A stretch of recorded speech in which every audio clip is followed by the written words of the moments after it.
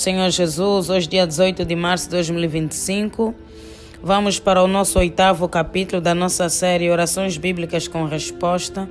Vamos ler o livro de Juízes, capítulo 6, a partir do versículo 36. Juízes 6, 36, assim diz a palavra do Senhor.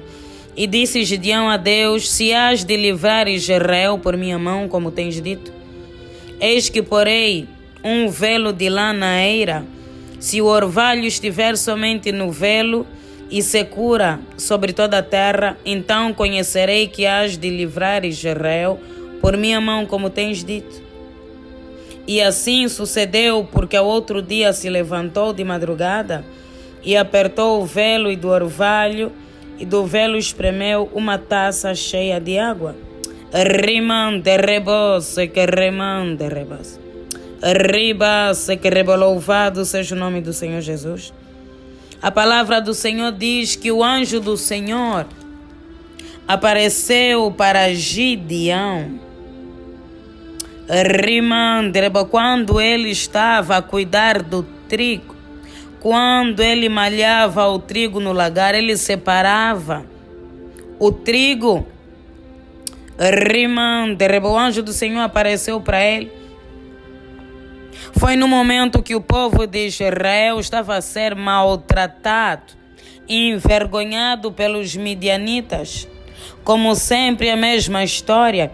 O povo se desviou dos caminhos do Senhor e começou a colher as consequências.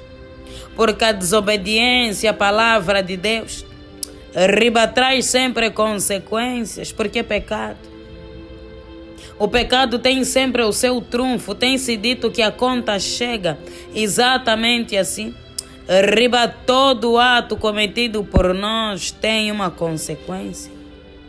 Se for bom, colheremos bons frutos. Se for mal, colheremos maus frutos.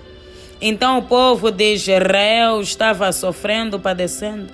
Gideão estava a colher o trigo, justamente para que os inimigos não roubassem o trigo, para que os inimigos não saqueassem. E o anjo do Senhor apareceu para ele. E Deus falou para ele que ele seria o escolhido para libertar o povo de Israel das mãos do inimigo. Imaginemos, irmãos, Deus aparece para nós e nos dá uma missão dessas, tão difícil, aparentemente difícil aos nossos olhos. Porque nós não sabemos. No contexto, Gideão ainda não tinha o entendimento profundo. Que seria Deus que iria livrar o povo e não ele. Ele seria apenas um instrumento, nós somos apenas um instrumento. É o próprio Deus que faria tudo. Então ele ficou meio inseguro, meio confuso. Ele quis uma prova. Ele quis que Deus mostrasse que realmente Deus era com ele. Porque no início do nosso ministério nós nos sentimos inseguros. Não temos aquela fé, aquela confiança. Eu lembro-me que a primeira vez que eu preguei na igreja, eu cheguei no culto. Eu disse: Deus, eu não sei o que falar. Deus me respondeu: quem falará é o meu espírito. Fica apenas conectada com a minha presença. Irmãos, quando eu comecei a pregar, eu nem percebi. As palavras saíam da minha boca de uma maneira natural. Porque assim como Gideão, eu não tinha experiência. Eu não tinha aquela confiança.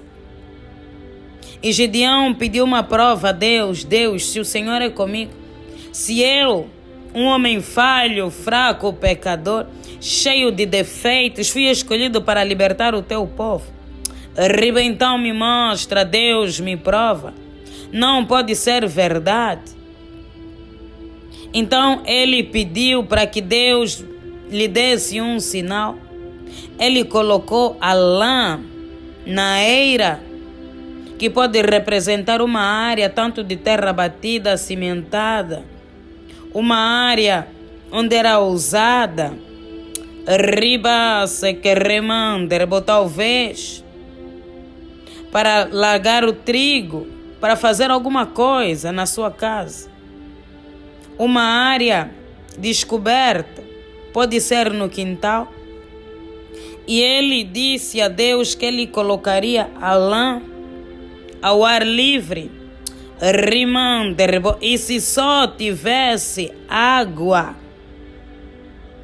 na lã e a terra estivesse seca, seria o sinal de que Deus realmente estava com ele. Água de que? Do orvalho. Porque durante a madrugada aquele vento deita aquele orvalho, a temperatura. Ele pediu um sinal a Deus. Eis que porei um velo de lã na eira, e se o orvalho estiver somente no velo e a secura sobre a terra, então conhecerei que has de livrar Israel. Ele colocou a lã na eira no chão e disse: Deus, se só a lã estiver molhada, o chão estiver seco, isso será o sinal de que realmente o Senhor me escolheu. Ele pediu uma prova a Deus. E a palavra do Senhor diz que assim sucedeu. Porque no outro dia, ele se levantou de madrugada e ele apertou a lã e espremeu e saiu uma taça cheia de água e o chão estava seco. Gideão orou e Deus respondeu, atendeu a sua oração, lhe deu a prova que ele precisava. Isso é o exemplo de uma oração respondida, mas nós precisamos contextualizar a nossa situação atual, lembrando que estamos a falar de Antigo Testamento, Antiga Aliança, o tempo da lei. Nós hoje já não precisamos pedir provas a Deus, tão palpáveis de que Ele é conosco, porque Deus já deu provas da sua existência quando se fez homem e veio para a terra e salvou o mundo.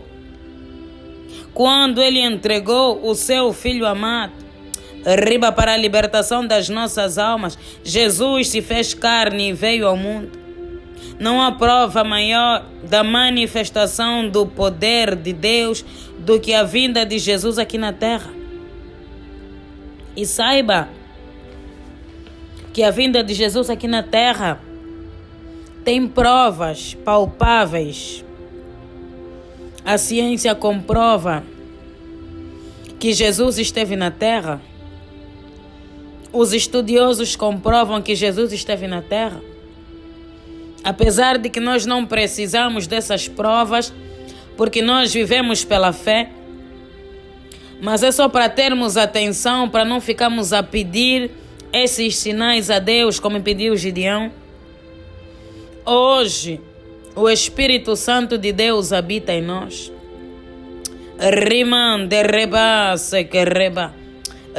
Nós não precisamos de sinais, porque o Espírito dele habita em nós. Quando eu falo não precisamos de sinais, estou a me referir sinais da presença dele, porque nós conseguimos sentir o Espírito Santo muito diferente desse contexto, que o Espírito Santo ainda não havia sido derramado sobre toda a terra, como a palavra descreve em Atos 2. O Espírito se movia no meio dos servos, mas não vivia neles, como vive em nós hoje, que nós somos o templo do Espírito Santo. O Espírito Santo estava no meio deles, mas agora está em nós, está dentro de nós. São duas coisas diferentes. Nós hoje temos o Espírito Santo habitando em nós. Nós não precisamos mais de provas palpáveis da existência de Deus. O nosso Deus é um Deus vivo que habita em nós. Nesse momento que oramos, Nesse momento que ouvimos essa palavra, Ele está aqui no nosso meio. E quem tem sensibilidade espiritual, já pode sentir a sua presença. Rimante que louvado seja o nome do Senhor Jesus.